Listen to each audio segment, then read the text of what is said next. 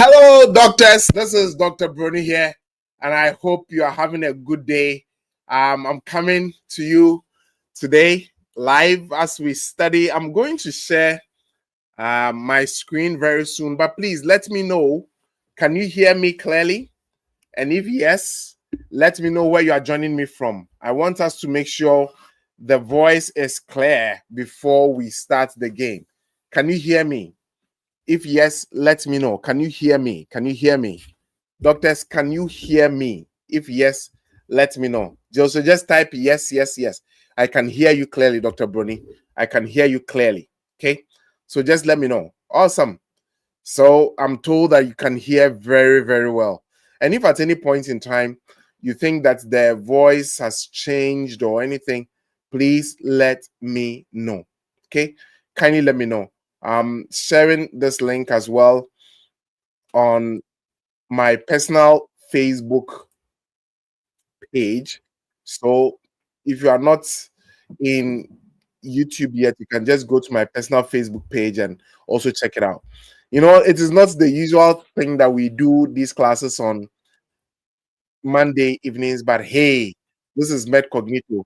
If we couldn't do it yesterday, we're going to do it today. Okay. So just make sure that you invite your friends, join us, share it to the various WhatsApp groups you are in, and let them all join us so that we can study together. So this is your friend, Dr. Bonnie. Now let's get into the game. Let's get into the game. So today's class is going to focus on um okay. So Dr. Joanna De Cruz is joining us from Edmonton, loud and clear. Beautiful. So today's class is going to focus on delirium, and then we'll make time and do application at another date. So let me just share my screen. Beautiful. There we go. Okay. So let's get a ball rolling now. Okay. So, like what we do, we usually go through the objective principles surrounding the exam. Okay. And then we'll also solve some questions. And at the end of the class, we'll go through some active live recall that you need to master. So please, are we ready to roll? Are we ready to fly? Let me know. If you are ready to fly, just let me know. Just type yes, yes, yes, Dr. Bonnie. Let the class begin. If you are ready to fly, let me know. Okay. So today's class is basically approach to delirium and agitation. And like you know, in the MCCQ1 and every board exam, whether PLAB or USMLE 2CK, AMC, you realize that there's a rationale for the exam. So for today, I want to touch base on the rationale for the concept of delirium. Now you realize that the medical council wants you to know that delirium is a disturbance of cerebral function. So it's a disturbance of the way the patient's mind is functioning, okay? Secondary to an underlying medical condition. So most of the time, or almost all cases of delirium, there's an underlying. Now, delirium is extremely common in hospitalized patients, and the presenting symptom is an altered level of consciousness. That's number one. Number two, impaired cognition. Number three, reality testing is also impaired. And usually in delirium, there's a fluctuating course. Okay. Delirium is associated with increased risk of death, prolonged hospitalization, and institutionalization. So patients who have delirium tend to stay longer in the hospital and are at an increased risk of death. So these are things you want to keep in mind when you are studying. Now, what are the various causes of delirium? We have medication causes, for example, sedative medications, anticholinergic medications as well. We also have metabolic causes of delirium. Okay, and I need you to be taking notes in your box so that when we get to the active recall, you'll be able to tell. So we have metabolic causes as well. So fluid and electrolyte imbalance. And you realize that these will even affect the way you wake up a patient who has a history of delirium. Okay? And then we also have hypoxia. So in patients who are anemic, who are having hypoperfusion, these all cause problems. as well as infection and endocrine issues like hypothyroidism, as well as neurological issues like stroke, dementia, you know, infections in the brain. So something like meningitis and encephalitis, brain abscess, right? And then post-surgical state. So patients who have had surgery and in their post-surgical state, they are not doing well, can also develop delirium. And it can also occur in people who are withdrawing from substances. Examples of these substances can be alcohol, benzodiazepines, okay? And then trauma, especially head trauma. So we are still moving on. Now, in every exam, you also have to understand that there are key objectives, okay? So the key objective here is that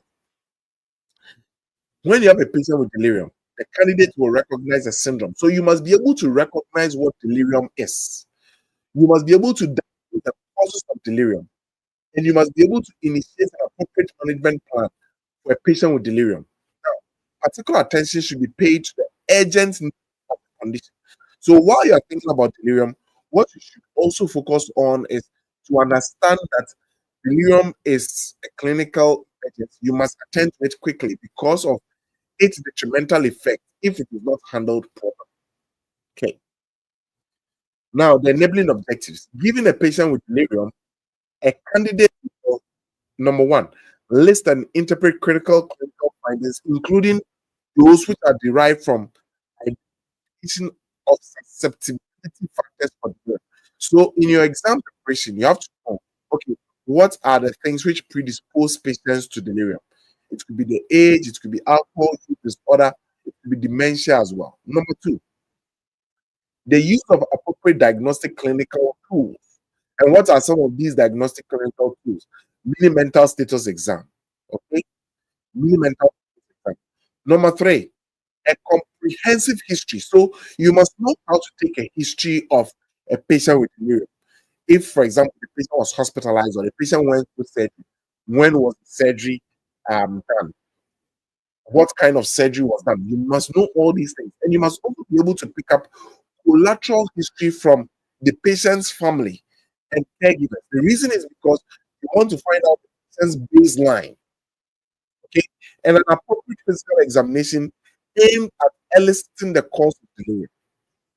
Number two, list and interpret critical investigations, including appropriate laboratory investigations and diagnostic imaging, like blood gases, blood culture, CT scan. Okay, as well as construct an effective initial management plan, including instituting acute management of underlying conditions. So we learned that delirium usually comes as a result of an underlying condition. So you must be able to get a management plan.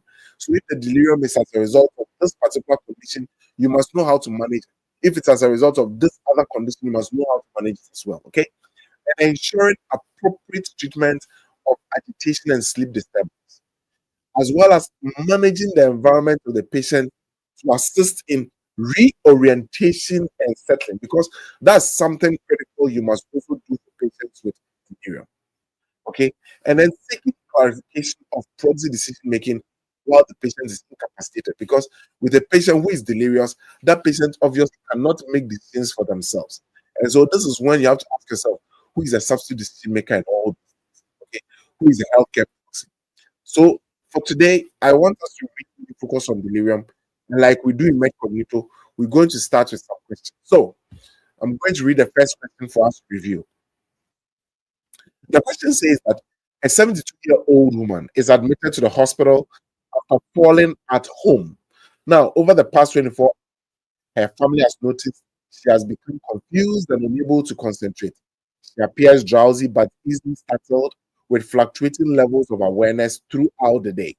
On examination, she exhibits poor attention and disorganized speech. The temperature is 37 degrees Celsius. The heart rate is 95 beats per minute. And blood pressure is 135 over 80 millimeters of mercury. Which of the following is the most likely diagnosis? A, major neurocognitive disorder, that is dementia. B, acute confusional state, that is encephalopathy. C, delirium. D, psychotic disorder due to a general medical condition. And E, depressive pseudo dementia. What's the correct answer? Is it A? Is it B? Is it C? Is it D? Or is it E? What's the appropriate answer? Tell me.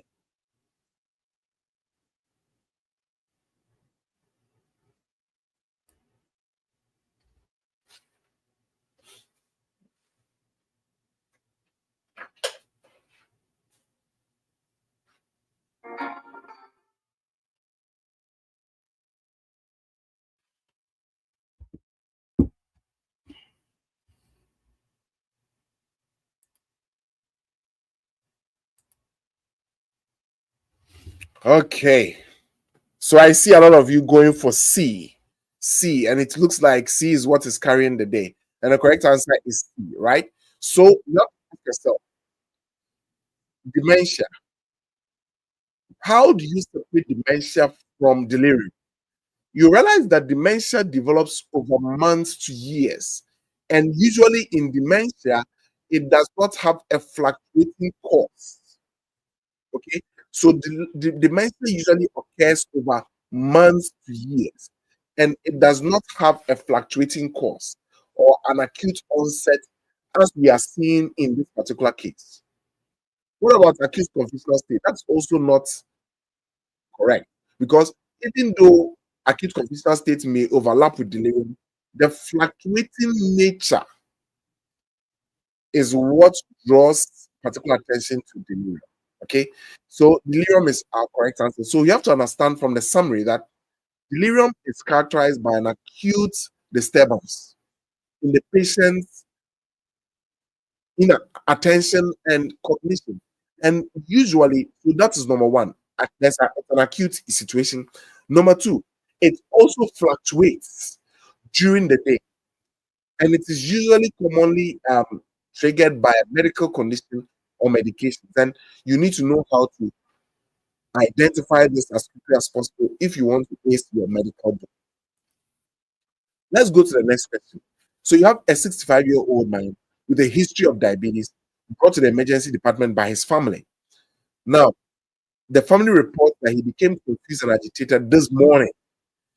He has difficulty following conversations and is unable to recall his name. On examination, his vitals are stable, but he is visibly agitated and experiences visual hallucinations, which are the following additional findings would most strongly support a diagnosis of delirium. So, one thing which this question has given is the acute nature.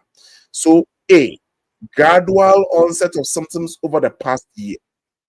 B, memory impairment without fluctuation in awareness. C, normal attention span. D, fluctuating levels of alertness throughout the day. And E, persistent depressed mood for the past 2 weeks. Which of these points to, or supports the diagnosis of delirium? Which of these supports the diagnosis of delirium?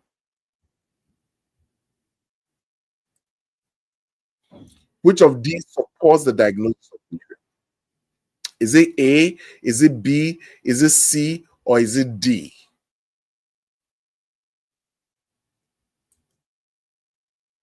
Good. So I see a lot of us are going for D. Dr. Theodora Brown went for D as well. And the explanation is very simple. In delirium, you're expecting the patient to have fluctuating levels of awareness throughout the day. We learned that you have to be able to separate delirium from dementia in your board exam. Usually, dementia has gradual onset, right? Meanwhile, delirium is usually acute and has fluctuating levels of alertness throughout the day. Let's go to the next question. So you have a 78-year-old man who is evaluated for acute confusion in the hospital.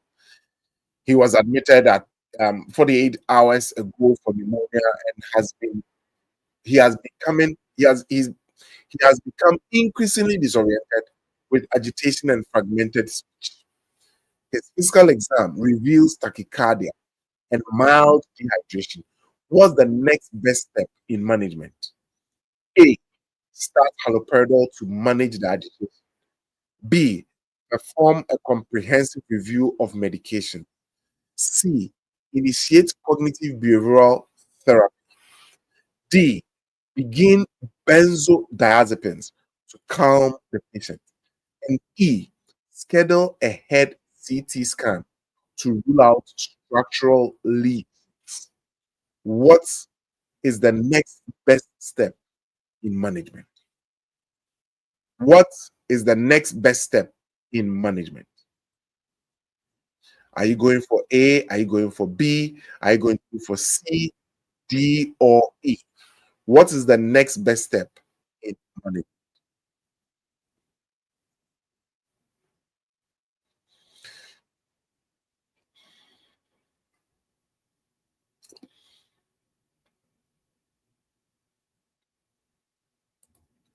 So interestingly, this case is giving me various answers from the doctors. Some are going for B, some are going for D, some are going for C.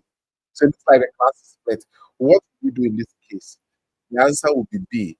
You want to perform a comprehensive review of the patient's medications.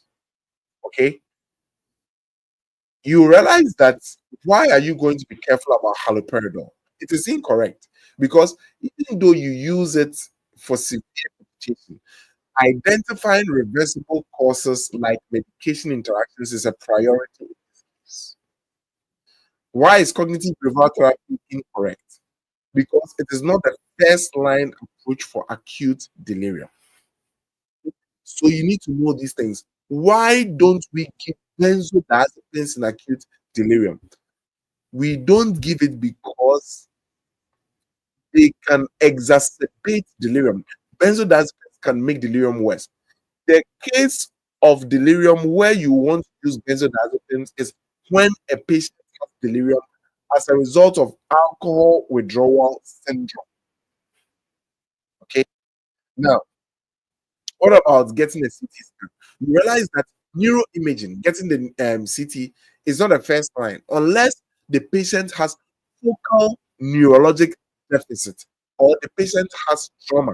So, for example, if you have a patient who is taking blood thinners like Revaro, okay, and that patient then goes on to, and the patient comes in with symptoms similar to delirium, then you may want to get a head CT scan. So, what you have to understand is that delirium usually is caused by reversible concerns like medications, like dehydration, like infections, right? So, whenever a patient has delirium, you want to make sure that you deal with some of these critical issues. You want to check for all the reversible causes. So, if it's a medication the patient is taking, like we learned, sedatives can do that, anticholinergics can also do that. Then you may want to consider stopping those particular medications rather than going on to do very, very high falutin stuff. So, with all that we've learned now, I have a question. Does it make sense? Did it make sense? Like while we're going through the questions, did it bring some concepts to you that you know when like, oh, okay, I wasn't paying attention to this. Now I'm getting better. Doctors, I want to know, is it making some sense to you now? But we are now going to do a deep dive into the introduction to delirium alone and know what to look out for the board exam. Okay, so now let's go. So, delirium and confusional states are common in medical illnesses, especially in older adults. So, that's one thing. So is delirium more common in older adults, geriatric patients? And they are complex and usually they're hard to recognize because it overlaps with other medical conditions. So one thing you have to understand is that delirium at times is hard to recognize. That is why in the board delirium is a very important objective you need to know. Number two, it occurs in older patients. Number three, it is at times associated with underlying complex medical conditions. Now, there's a DSM-5 criteria or definition of delirium. Okay, number one, the patient must demonstrate disturbance in attention. Doctors, please, as we are going through this class, I want to say this. Please, if you've not subscribed to our YouTube channel, kindly, kindly, kindly subscribe. Okay. The reason why I'm saying this is because then it helps us to get this good news of MedCognito to other doctors. So kindly go to our YouTube channel right now and subscribe. So number one, in a patient with delirium, how do we identify that this is delirium? There must be a disturbance in attention. That's the first, where the patient has difficulty in focusing, difficulty in sustaining their focus, or their attention shifts quickly from one subject to the other. Number two, in delirium as well, there must be rapid movement from hours to days. Okay, it fluctuates in the course of the day. Number three, there must be some form of cognitive impairment.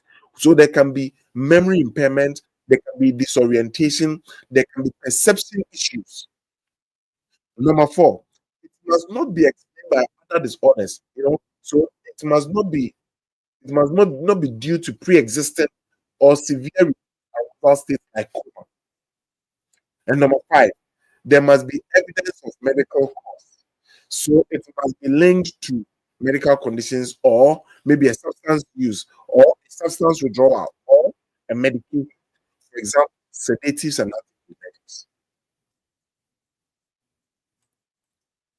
So, how do we remember the features of delirium? Always remember this acronym: ACTIVE. ACTIVE. ACTIVE. ACTIVE. Active. So the A stands for attention disturbance. The C stands for the fact that the patient will have cognitive changes. The T stands for the time course. And the time course is something you can use to differentiate between delirium and dementia. With delirium, it's usually acute, short course. Dementia, it's been ongoing for months to years. Okay. I stands for the fact that it must be independent of others, of other disorders. Okay. And then V stands for the fact that there must be a verifiable medical cause for the presentation. And E stands for the fact that it must be an evidence-based diagnosis. So this is how to identify the features of delirium with the acronym ACTIVE. ACTIVE. Okay. Now, what are additional features of delirium? There must be psychomotor behavioral changes, so the patient can either be hypoactive or hyperactive, and there must be emotional variability. Okay, fear, depression, euphoria, perplexity. Remember the patient is all over the place so far as the emotional state is concerned. And what's the clinical relevance for the exam? With all read and learned so far, the key features to look out for in a clinical setting is number one, rapid onset, hours to days. Number two, fluctuation. So the symptoms fluctuate during the day. Number three, cognitive and attention deficits. These are hallmarks of delirium. And number four, there must be an underlying cause. You have to rule out alternative explanation. Is the patient getting this because the patient has taken some medications, like some anticholinergics or some sedatives? The patient having this because the patient is withdrawing from some drug like alcohol? Why is the patient experiencing this? So I want to give you an exam tip.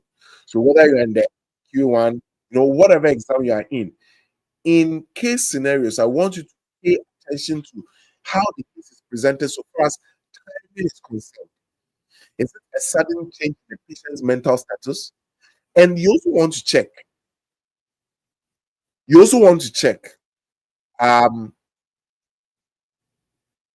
is there a medication or a medical issue that you also want to know? Okay. Now I want to see something here. Somebody let me.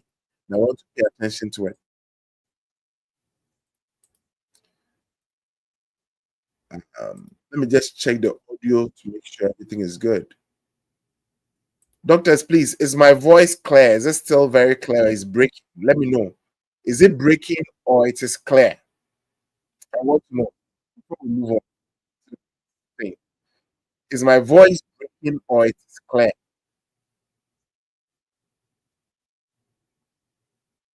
Because someone just texted me that my voice is breaking, but I want to be sure. Is it breaking or it is clear? So that we know. Okay, it is okay. Beautiful. Thank you. Awesome. So let's look at the risk factors for delirium. Let's now look at the risk factors for delirium. And we are going to start with this question. An 82-year-old man is admitted to the hospital after surgery for a femoral neck fracture. On the third postoperative day, she becomes disoriented, unable to focus on a conversation, and is hallucinating. Her daughter mentions that she has a history of mild forgetfulness, but this is the first time she has exhibited such confusion. So the following is the most likely predisposing factor for her current condition: A, postoperative infection; B, advanced age and underlying dementia; C, polypharmacy with psychoactive medications; D, use of urinary catheter; and E, malnutrition. What is the correct answer? So the following is the most likely predisposing factor for her current condition.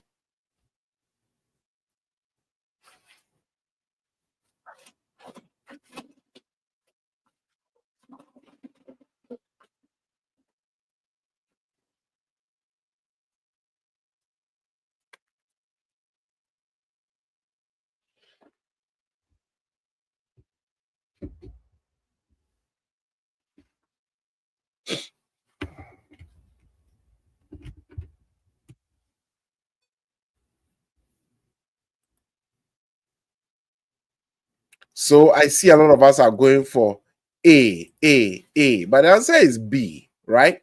The answer is B. A is incorrect. Infection is a precipitating factor for delirium, not a predisposing factor. Remember that the question was asking you about this. Let me go back. The key thing is what my mouse is likely predisposed. What does the patient already have, which opens the door for delirium? Okay, infection is rather a precipitating factor, not a predisposing factor. A predisposing factor is something which is inherent in the patient and it is baseline. So, what is a baseline vulnerability factor in the patient? And the answer will be advanced age and underlying dementia. Okay, the same thing will be like the precipitating factor, polypharmacy. It's also a precipitating factor. It is not a predisposing factor. Okay, good. Next question. You have a 75-year-old man who presents with confusion, fluctuating levels of consciousness, and disorientation. He was recently started on a new sedative for sleep and had a urinary catheter placed during his hospital stay for pneumonia. On examination, he appears dehydrated and his blood pressure is 100/65, which are the following is the most likely precipitating factor for his delirium: A, advanced age; B, sensory impairment; C, dehydration and urinary catheter use; D, underlying Parkinson's disease; and E, history of stroke. Let me know what your answer is.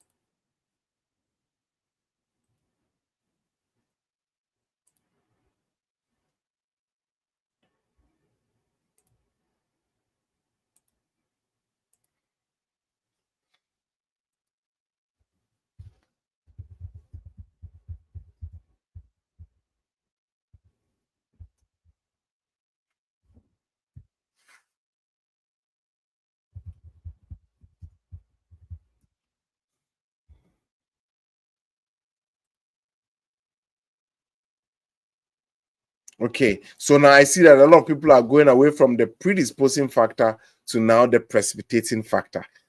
I see that is what is happening now. So people have gotten the whole concept of the predisposing and the precipitating factor. So you realize that the advanced age is a baseline risk factor, it's a predisposing factor. But see, the dehydration and the catheter use is a precipitating factor.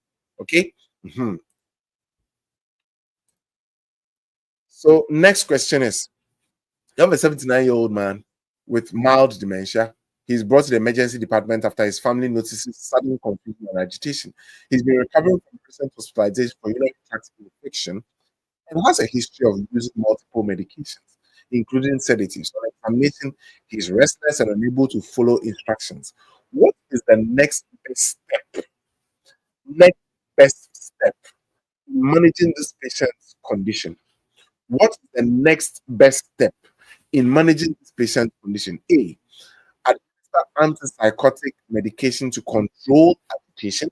B, continue non-essential medications and treat underlying infection. C, begin intravenous fluids for hydration. D, schedule a CT scan to rule out a structural lesion. And E, place the patient in physical restraints to prevent harm. What's the correct answer? Is it A? Is it B? Is it C? Or is it D?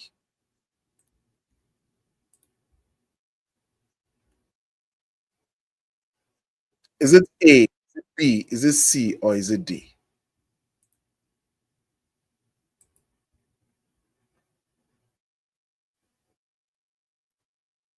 And I see a lot of doctors are now getting the concepts very well. So a lot of doctors are saying discontinue non-essential medications and treat underlying. So doctors, have you seen the way to deal with next best step concepts, right? Because a lot of candidates struggle with next best step concepts. You don't know, but today it looks like everybody is getting it right. B, B, B, B, B, and that is very exciting.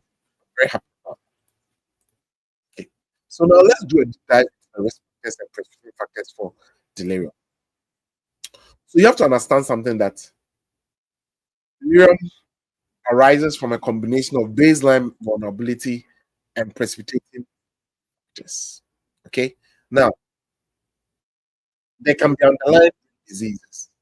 So, for example, a patient with dementia, a patient with stroke, a patient with Parkinson's disease, and you realize that these underlying brain diseases are present in about 50% of older patients who present.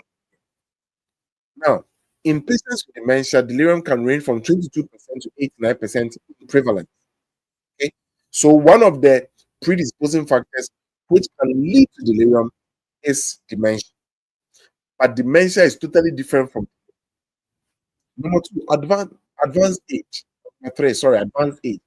Older adults are at greater risk of delirium than younger adults. And number four, sensory impairment, where there can be vision and hearing impairment, which increase vulnerability to delirium. So the clinical insight we have to pick up here is that delirium in older adults often unmasks previously unrecognized dementia. Okay?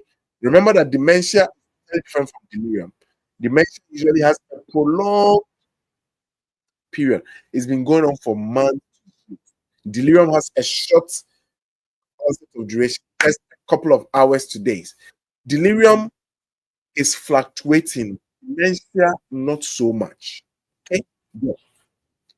Now, let's also get another memory aid for the risk factors for delirium.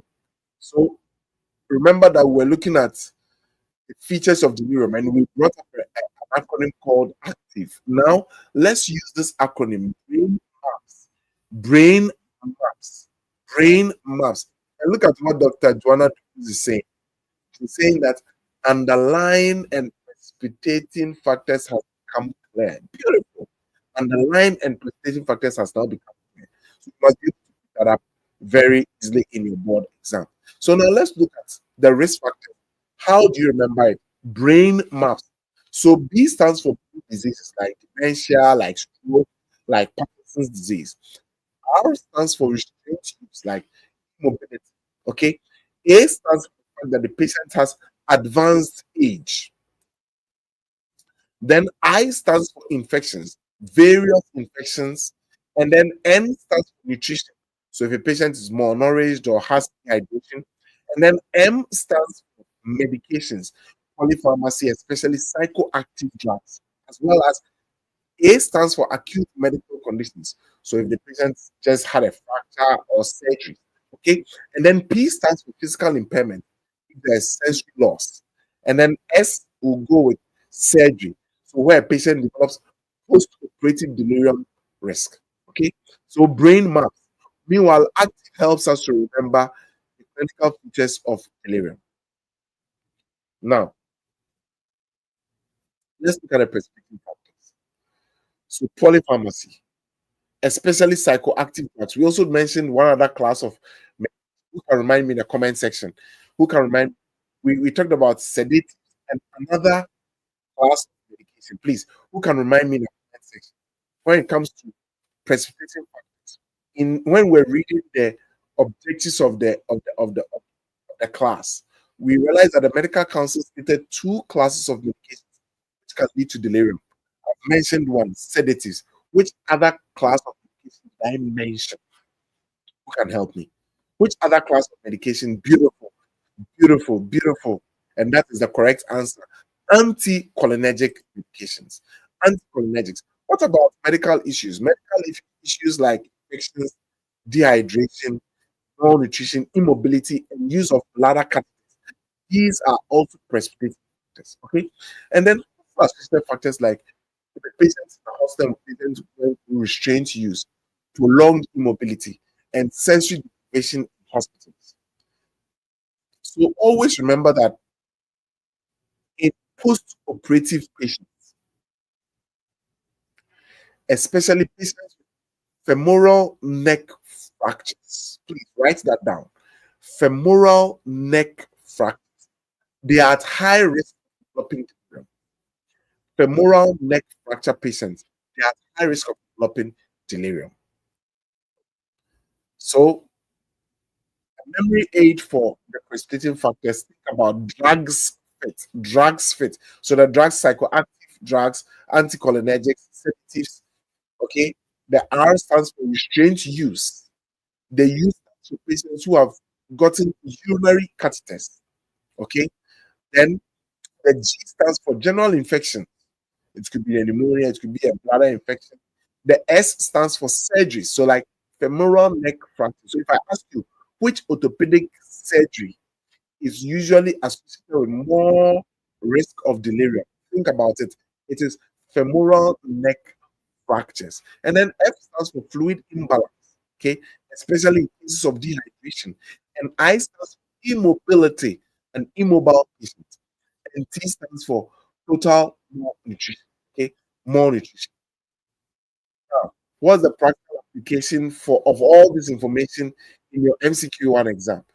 Common pointers to look out for when preparing for MCQ1 exam.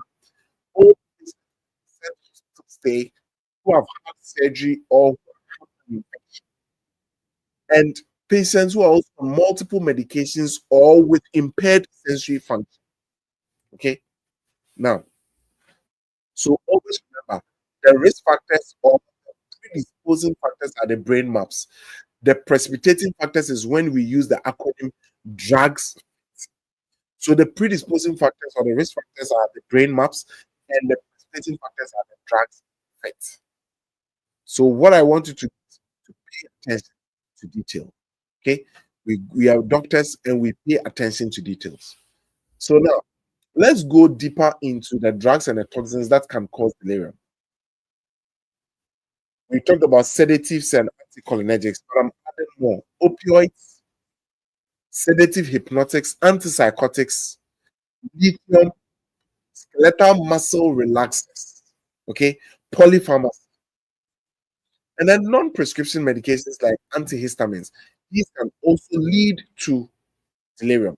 And then drugs of abuse like alcohol, heroin, hallucinogens, non-medical use of prescription medications.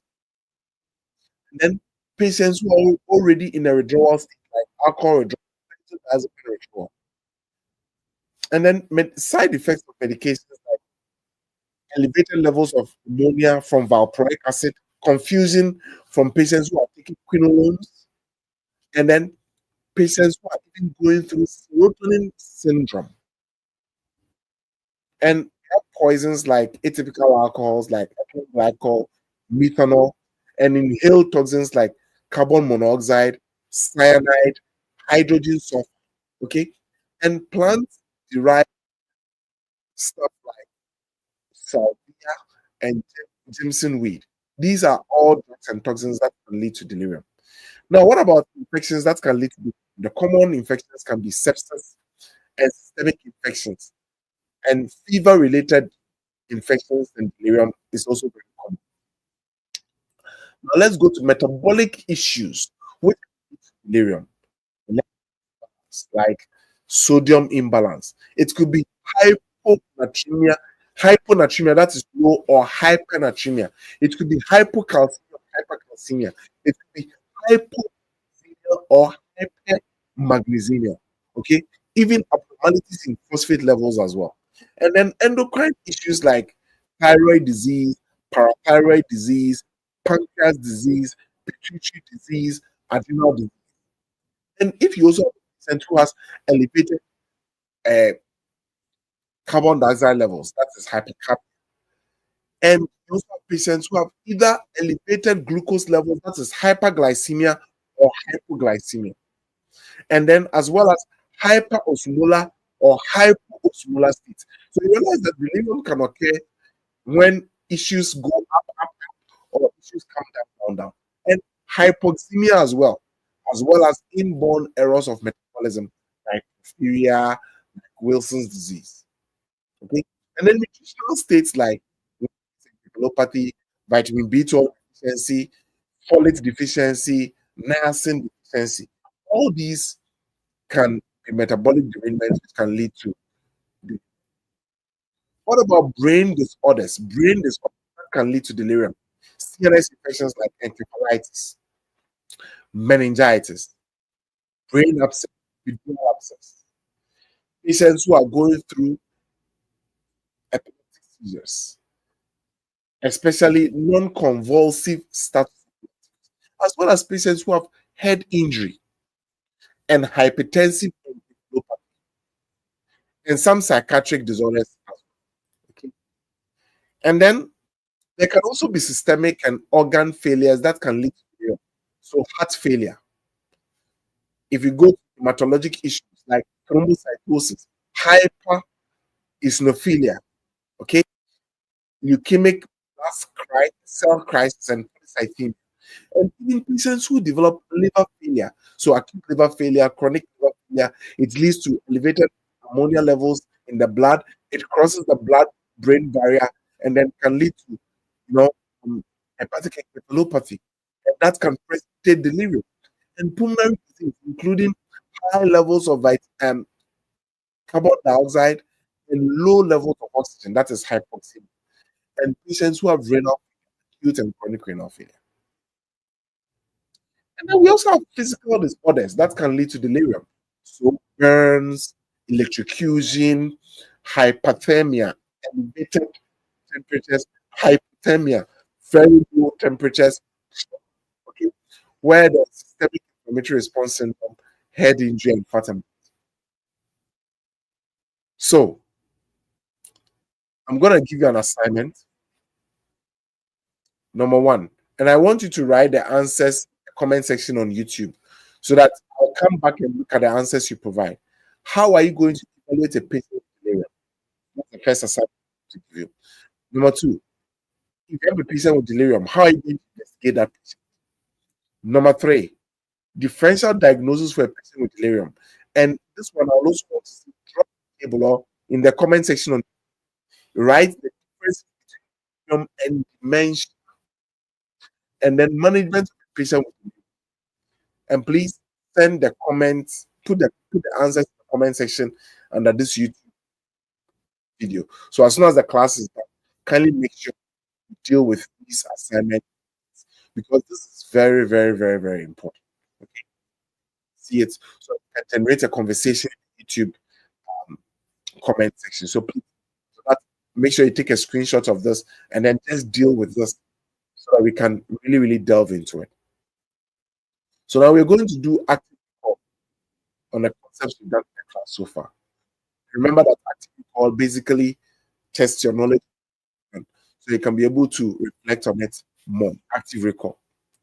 But before the active recall, I just want you to know that the Q1 program can get access to a one-time 6 months access, and in the 6 months, you are going to get various things. You're going to get a question bank.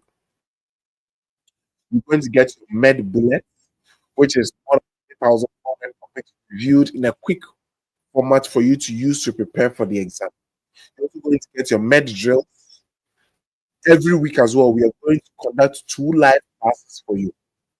Okay, every Thursday evening and every Sunday evening. So there are various options. You can pay one time, decide to pay over 2 months, you can decide to pay for 3 months, or even for 6 months, where you can just contribute $420 every month for 6 months. And There are some people who say that Dr. Boni, I just need a short period for just 1 month. And 1 month access is only $450. That's what some people may say, Dr. Boni, my exam is just in 3 months. I want it for just 3 months for just $450. Doctors, if you are interested, you can send me a WhatsApp right now on my phone, +1 3068915649, +1 3068915649, and I will attend to you right. Okay, I'll send you that. So now let's go back to our active recall class. Let's go back to the active recall and get deep into it. So each question I'll just give you 5 seconds to answer. What is the hallmark clinical feature that distinguishes delirium from dementia? What's the hallmark clinical feature that distinguishes delirium from this? You have to provide the answer. So this is the power of active recall. So I will know that you are really, really following.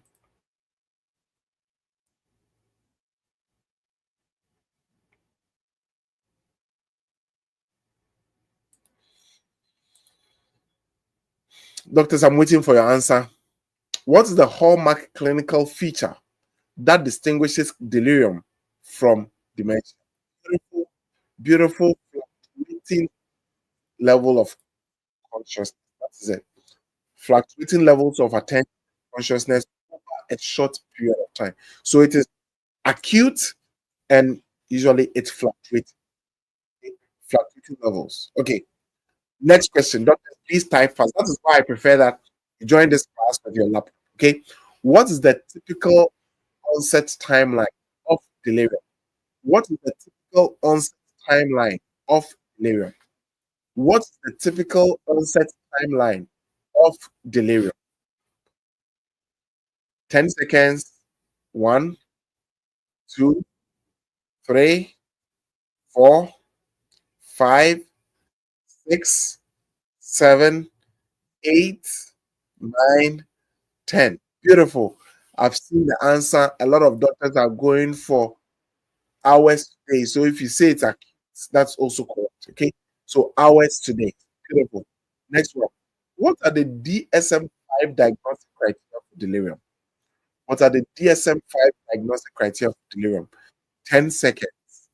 1, 2, 3, 4, 5, 6, 7, 8, 9, 10. Maybe let me give 5 extra seconds to it. Let me give you a breather. 1, 2, 3, 4, 5. Okay, so somebody just wrote active. So it is disturbance in attention, acute onset of fluctuation, cognition, cognitive impairment, not explained by another disorder, and evidence of a medical cause. Evidence for a medical cause. Okay, good. Next question. How does delirium typically present on mental status examination? How does delirium typically present on mental status examination? How does delirium typically present on mental status examination? Another 10 seconds. 1, 2, 3, 4, 5, 6, 7, 8, 9, 10. How does delirium present on mental status examination? The patient will present with poor attention, organized thinking, altered consciousness, and perceptual disturbances. Okay? Perceptual disturbances. Good. Next, name 3 major predisposing risk factors for delirium. 3 major predisposing factors for delirium. 10 seconds. 1, 2, 3, 4, 5, 6, 7, 8, 9, and 10. And what's the correct answer? Advanced age, dementia in a patient with sensory impairment. we are looking at predisposing factors for delirium. Now, what are three common precipitating factors? Precipitating factors of delirium in hospital. Precipitating factors. We've looked at predisposing factors. Now we are looking at precipitating factors. And the answers can be medications, infections, and dehydration. And if you state any of the other things I stated in the table as well, that's also correct. Okay. Now, next question. How does delirium differ from major neurocognitive disorder? How does delirium differ from dementia, basically? How does delirium differ from dementia? And the correct answer, let's give ourselves 10 seconds. 1, 2, 3, 4, 5, 6, 7, 8, 9, and 10. How does delirium differ from dementia? Delirium has an acute onset and fluctuating course. Dementia has a gradual, progressive course. So dementia is gradually getting worse. Delirium gets worse and get better, get better, get better. Dementia has been going on for a long time. Delirium has an acute onset. When should neuroimaging be considered a delirious patient? When should neuroimaging be considered in a delirious patient? When should neuroimaging be considered in a delirious patient? I'm giving you 10 seconds. 1, 2, 3, 4, 5, 6, 7, 8, 9, and 10. When should neuroimaging be considered in a delirious patient? Correct answer is when there is a focal neurologic sign or there's a history of trauma, especially head trauma. When you consider neuroimaging, CT head or MRI, is when there's a focal neurologic sign or history of trauma. What's the first line step in the management of new onset delirium? What's the first line step in the management of new onset delirium? I'm giving you 10 seconds. 1, 2, 3, 4, 5, 6, 7, 8, 9, and 10. First line step, first line step is you want to identify the underlying cause and treat the underlying cause. So if the underlying cause is an infection, you want to identify what kind of infection. Is it pneumonia? Is it urinary tract infection? Is it brain-related infection? You want to identify it. Number two, you want to take care of the underlying cause. So if it's a medication, after you've identified the medication, you want to take that medication away. Is it a metabolic disturbance? Is it hypoglycemia or hyperglycemia? You want to take the time and correct it. Okay? Good. Why benzodiazepines generally be avoided in delirium? Why should benzodiazepines generally be avoided in delirium? Why should benzodiazepines generally be avoided in delirium?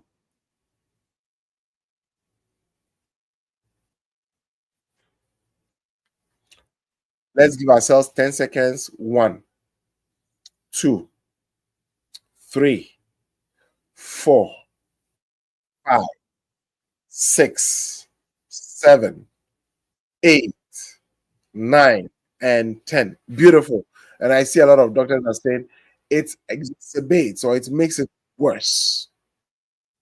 It exacerbates, it makes it worse. But what are two conditions which lead to delirium where you want to give your benzodiazepines? The patient has alcohol withdrawal or the patient has benzodiazepine withdrawal. Now, name three critical investigations in a patient presenting with delirium. Name three critical investigations in a patient presenting with delirium. Giving you 10 seconds.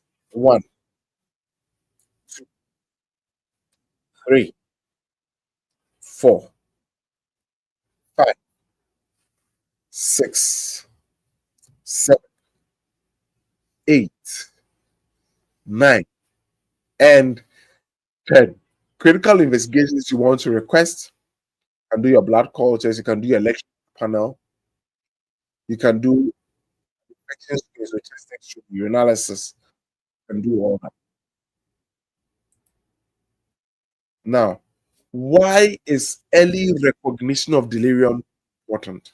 Why is early recognition of delirium important? Why is early recognition of delirium important?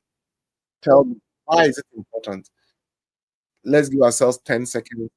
1, 2, 3, 4, 5, 6, 7, 8, 9, and 10. Why is early recognition of delirium important? It is important because if you recognize it early, it helps you to reduce mortality, shorten the hospital stay, and it prevents long institutionalization. That is why early recognition of delirium. So, doctors, this brings us to the end of today's class. I hope it was helpful. I hope the class was very, and you may have a question or you want to reach out and jump into our program. That is my phone number, +1 306 891 5649, +1 306 891 5649, +1 306 891 5649. Again, +1 306 891 5649. So, if you want to jump into the program right away, remember you can have access for a month, 3 months, 6 months. Just send me a WhatsApp right now. Send you the link. Get registered. Become a MedCognito student. We'll prepare you to go a student. Thank you very much for spending your precious evening with us. We could not do it yesterday, but we've done it today. The replay will be on YouTube. You can go back and watch it. Also, don't forget to share the YouTube link to as many friends as possible. Share it with your friends who are even in medical school, right? Share it with your friends who are residents. Share it all over so that doctors all over the world can learn from it. Thank you very much. I've heard so many comments. Some are saying, very good class, Dr. Brody. All so much to learn. Yes, we are learning a lot. And then says, thank you. Dr. Noel also says, superb. Dr. Rooney Lankela says, thank you. Thank you very much, doctors. You are the reason why we do what we do. You are the reason why we do what we do. All I'm asking for you from you is click on the like and subscribe button on the YouTube channel and help us to grow so that we can grow and get the message of MedCognito to as many as possible. Thank you very much. Please enjoy your day. Have a wonderful day. God bless you. Bye bye. Those who want to reach out, remember you can reach out at +1 306 891 5649. Thank you very much.